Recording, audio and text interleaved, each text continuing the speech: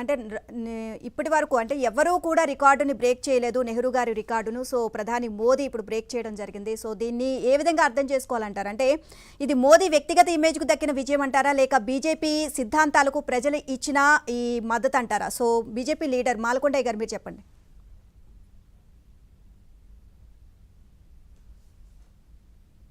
వస్తే ముందుగా మీకు అదే విధంగా ఏబిఎన్ ప్రేక్షకులకు డిబేట్ లో ఉన్నటువంటి పెద్దలకు నమస్కారాలు. భారతీయ జనతా పార్టీ ఒక సిద్ధాంతంతో కూడినటువంటి జాతీయవాదంతో కలిపినటువంటి ఈ దేశ భద్రత, ఈ దేశ అభివృద్ధి కోరుకున్నటువంటి పార్టీయే అధికారంలో ఉండేటటువంటి గత 15 సంవత్సరాలుగా గుజరాత్ ముఖ్యమంత్రిగా, ఇప్పుడు భారత ప్రధానమంత్రిగా 12 సంవత్సరాలు పూర్తి చేసుకున్నటువంటి, ప్రజలతో ఎన్నిక కాబడినటువంటి ప్రధానమంత్రిగా దేశంలో ఇందా మీరు చెప్పినట్టుగా నెహ్రూ గారు పేరు మనం మొన్నటి వరకు చెప్పుకున్నాం. ఇవాళ నరేంద్ర మోడీ గారు ఆ యొక్క కాలం ఏవైతే వారి యొక్క పరిమితి దాటి నరేంద్ర మోడీ గారు ముందడుగులు వేశారు కాబట్టి ఇవాళ భారతదేశ వ్యాప్తంగా నరేంద్ర మోడీ గారికి ఇటువంటి ఘనత దక్కినందుకు, ఆ ఘనత ప్రజలు అందించినందుకు ఈ రాష్ట్రంలో, దేశంలో ఈ దేశ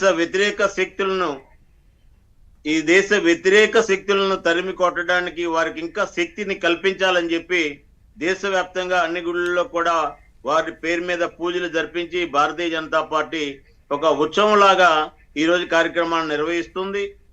వారు ప్రధానమంత్రి అయిన తర్వాత ఏదో మనం వారి యొక్క సంవత్సరాలు చెప్పుకోవడమే కాదు, వారి పరిపాలనా విధానం, విదేశీ విధానం కానివ్వండి, లేక స్వదేశీలో డెవలప్మెంట్ విషయాలు కానివ్వండి, లేదా దేశ భద్రత విషయంలో కానివ్వండి, అన్ని వర్గాల ప్రజల యొక్క అభివృద్ధి విషయంలో కానివ్వండి, సంక్షేమ విషయంలో కానివ్వండి, గ్రామాల మౌలిక వ్యవస్థ డెవలప్మెంట్ లో కానివ్వండి, గ్రామాలలో ఉండేటటువంటి ప్రజలు కింద స్థాయిలో ఏవైతే వైద్య విద్య వ్యవస్థల నిర్మాణంలో కానివ్వండి, అన్ని విధాలుగా డెవలప్మెంట్ చేస్తూ అన్ని రాష్ట్ర ప్రభుత్వాలతో, అంటే బీజేపీకి అనుకూలమైన రాష్ట్రాలే కాదు, వ్యతిరేకంగా ఉన్నటువంటి రాష్ట్ర ముఖ్యమంత్రులతో కూడా కోఆర్డినేట్ చేసుకుంటూ భారతదేశంలో అన్ని రాష్ట్రాల్లో 28 రాష్ట్రాలు, కేంద్ర పాలిత ప్రాంతాలు, అన్ని ప్రాంతాల్లో కూడా అభివృద్ధి ప్రధానం అనేటటువంటి ఎజెండాతో భారతీయ జనతా పార్టీ ప్రభుత్వం నరేంద్ర మోడీ గారు ప్రధానమంత్రిగా ముందుకెళ్తున్నటువంటి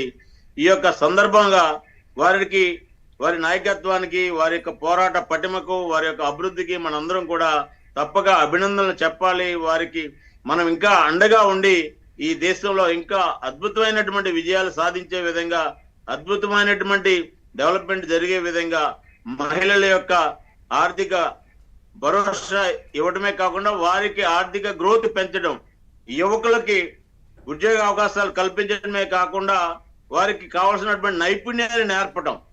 ఏదంటే పథకాలు ఇచ్చి తిరిగి కూర్చోమని చెప్పుకోకుండా ఆ సంపాదన ఎలా చేయాలి, ఎలా సంపాదించుకోవాలి, వాళ్ళ దగ్గర ఏ నైపుణ్యం ఉంది, ఆ నైపుణ్యాన్ని తగినటువంటి వ్యవస్థ వనరులు కేటాయించి పరిశ్రమలు పెట్టడమే కాకుండా చేతి వృత్తుల ఆధారంగా కూడా అన్ని మార్గాలు ఎతికి తీసి వారికి అవకాశాలు కల్పిస్తున్నటువంటి ఈ యొక్క ముందు చూపు ప్రణాళిక కలిగిన ప్రధానమంత్రి గారికి మనం అందరం కూడా అండగా ఉండవలసిన అవసరం ఉంది.